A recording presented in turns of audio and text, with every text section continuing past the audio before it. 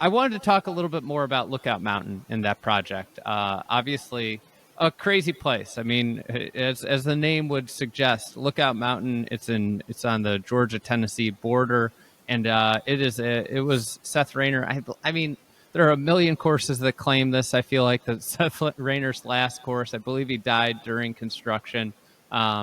And it is, at the time of its build, I believe it was the second or the most expensive course being built. It was it and Yale, so two, Raynor golf courses there.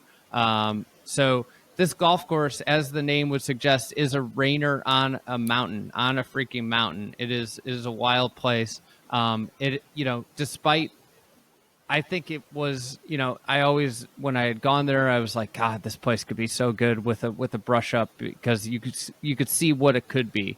But it had gotten some good work that had gotten it from one era to, where it was a really good golf course. And then, you guys just finished that project. I believe you paired with Kyle France there, to create that project. And what is the new Lookout Mountain for compare? What if you were going to just give a short description of what Lookout Mountain is now? What is it?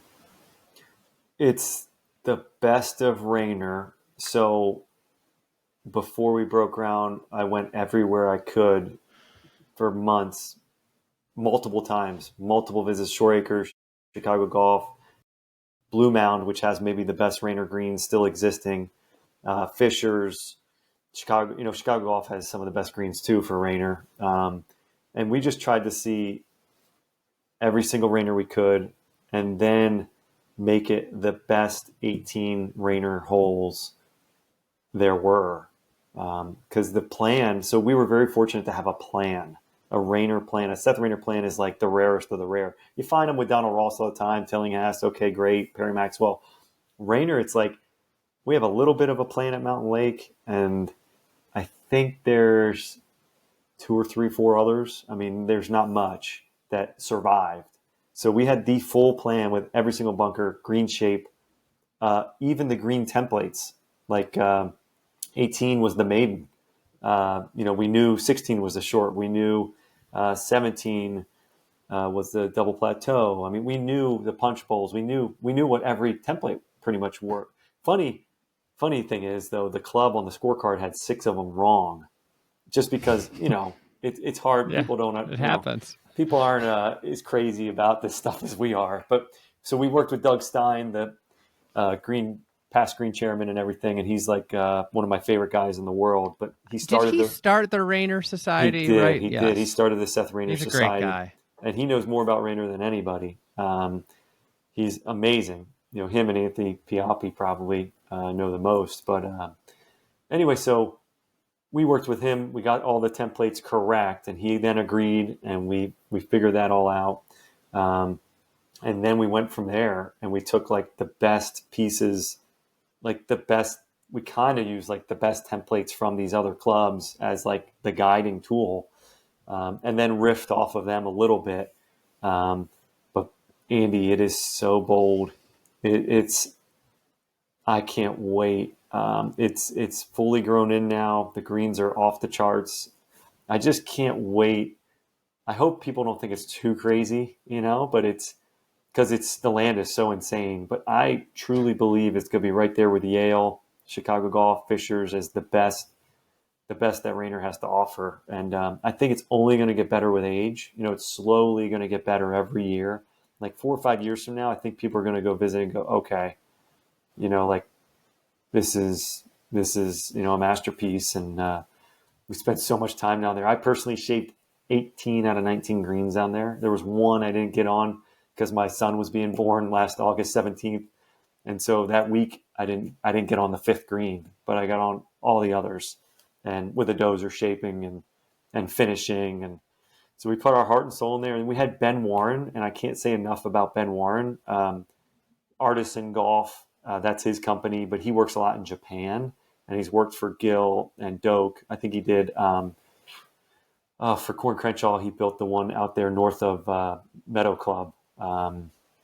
Brambles. Brambles. He built Brambles with them, and he's my age, and we got along like peas and carrots. I love the guy. So he's from North Berwick, Scotland, and one of the most talented shapers I've ever seen in my life. We'd go out to dinner every night. We'd hang out. We'd talk about everything, and I couldn't have done it. And and same with Kyle. Kyle obviously super talented.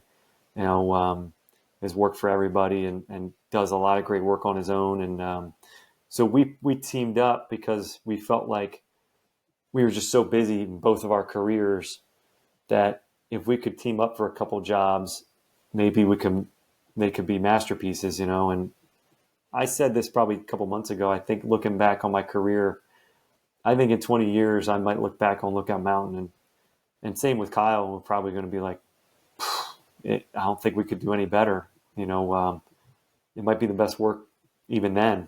But Kyle, he's great. He's such a knowledgeable guy. I mean, he put his heart and soul into it, and Ben Warren. And then we had a really great shaper, Eduardo Rojas, who shaped with Kyle a lot, and Rich Labar. Like, he did all the bunker work for Andrew Green at Oak Hill, stuff like that. Mm-hmm. So he was no joke. So we had a freaking crew, us four pretty much. And it was like every day you'd build a green, you do this, and we'd all come look at it and just meeting in the binds. But Ben Warren, I'm telling you, like, he built the Redan because he grew up in North Berwick. So he built the Redan. He worked on the Barrett's. Some of those, the ones that are so good. I think it's the best Redan in the world now. Right there with National Golf Links, and then the real one at North Berwick. It's a stunning setting. I mean, you're up on the high hill just below the clubhouse, looking down off a mountain. I mean, it's an incredible. That's, I think, the thing about the place that is just so, you could see how bold it once was, and that had been kind of covered up in just grass, like so many places. And you put that with the sublime setting of playing golf on a mountain, and I can't wait to get back there. Yeah, all the trees now are gone, so you see for hundreds of miles. You can see 7 states, Andy. 7.